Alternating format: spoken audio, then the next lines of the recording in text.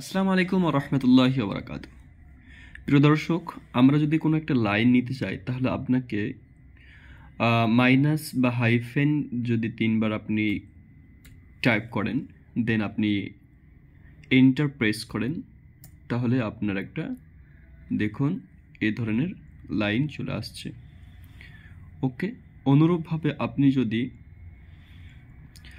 Double line নেন তাহলে আপনাকে কী করতে হবে, যে ইকুয়াল সাইন রয়েছে সেই ইকুয়াল সাইনটা আপনাকে এখানে ৩ বার টাইপ করতে হবে, তারপরে আবার এন্টার প্রেস করতে হবে। দেখুন আমাদের একটা ডবল লাইন চলে আসলো।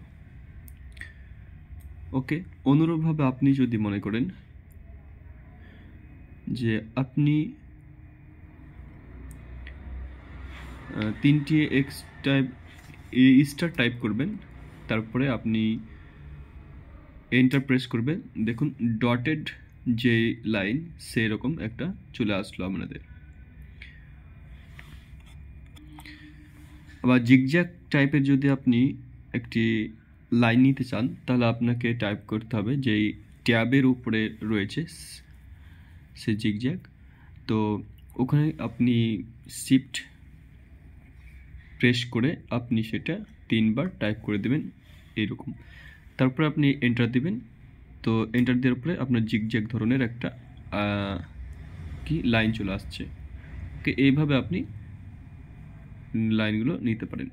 তো এগুলো কখনো ইউজ করবেন, তো আপনি এগুলো ইউজ করতে পারেন। এগুলোকে ডিলিট করে দিলাম। তারপরে আপনি একটা কাজ করবেন যে এখানে একটা হেডিং আমি নিব। হেডিং নেওয়ার জন্য হেডিং নিলাম। তারপরে আপনি এর নিচে যদি আমি একটা কোনো লাইন দিতে চাই তাহলে আপনি এভাবে টাইপ করবেন, তারপরে এন্টার প্রেস করে দেবেন।